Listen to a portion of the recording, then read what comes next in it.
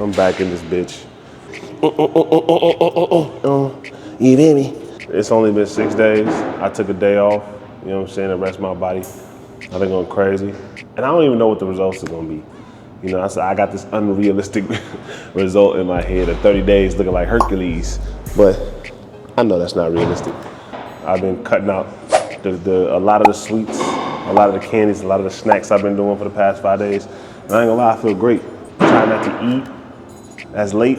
That has been helping me out with sleeping a little bit deeper. You know what I'm saying? I get into a little deeper sleep when I don't eat super late at night, or if I don't eat like right before I go to bed. So trying to get my flesh right. You know what I'm saying? Not only do I gotta get my spirit right, I gotta get my flesh right. When I converted to Islam, I kind of fell back a little bit, but I won't get back on it. You know what I'm saying? I still pray. I still thank Allah. You know what I'm saying?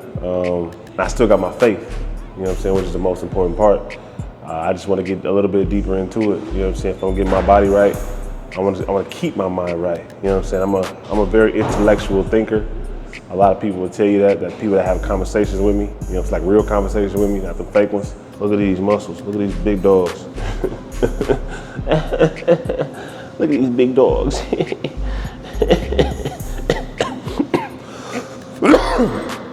Excuse me. I ain't gonna lie, I had some coffee today, and I had to take the fattest shit in the world.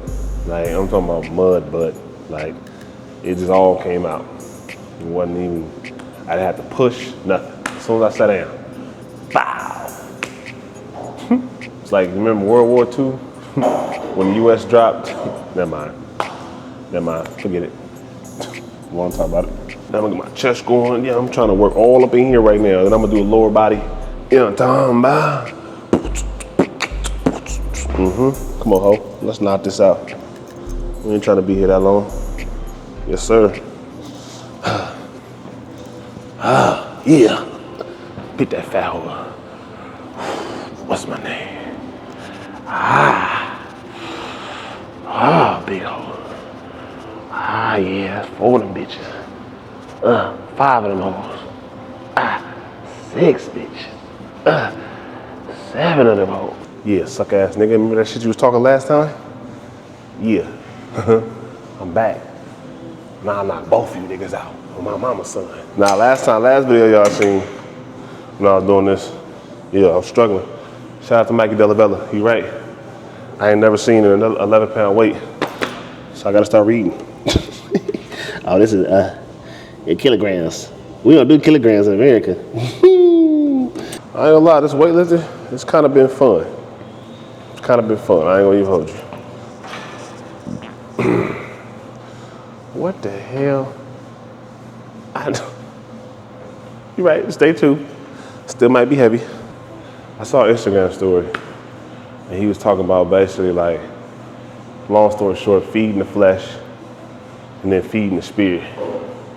I feel like there's a good balance of feeding the flesh and feeding the spirit.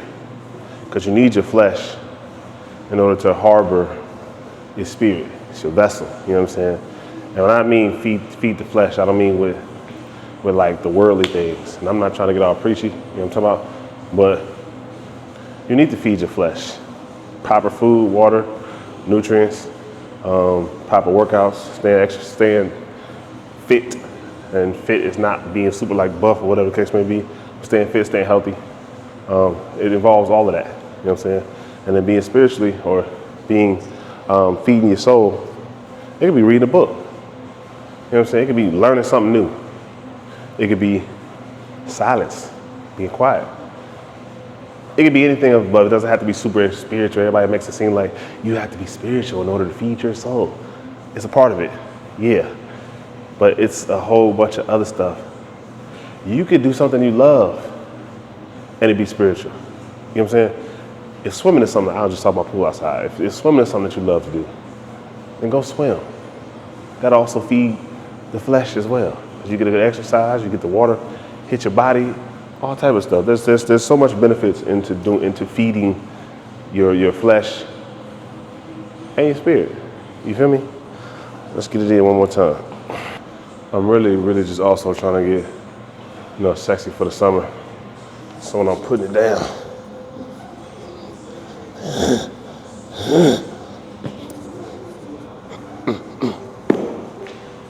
I look sexy doing it. You feel me? I ain't gonna lie.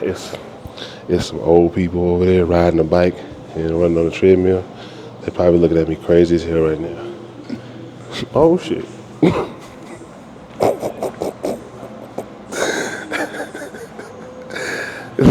This is why you can't take me nowhere. I never leave the house without this. Never. I always got one on me.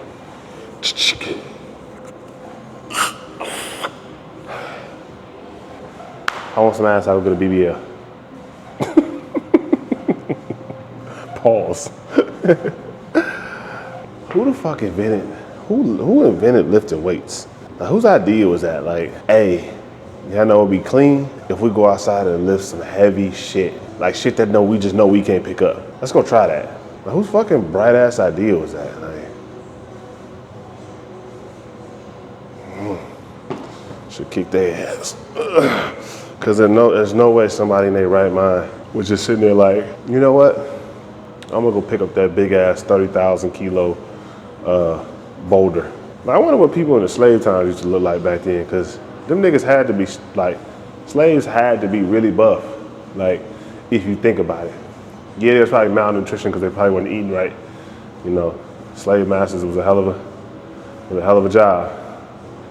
But to be lifting stuff and picking stuff up all day and picking cotton and cleaning, and moving shit, take care of housely duties, like, you would think slaves was like buff as shit. And I'm not even trying to be funny, like, I'm just thinking in my head, like, you gotta be a big motherfucker to be moving horses around and shit. You know what I'm saying? I'm pretty sure when the slave master was picking them, they was picking a meaty. Pause. You know what I'm saying? Honestly, who wants a skinny slave? I mean, who wants a slave at all? But who wants a skinny slave? Like, it's crazy. Nobody want no scrawny nigga doing man's work. Like, boy, go in the house. Go wash the dishes with the women. You're small. It's crazy. Slave trade must have been a hell of a place to be at. Not in a good way, but like a bad way. You know what I'm saying? I had a conversation with my coworker today, and we was talking about some things. I won't go into detail about it, but it came down to choice.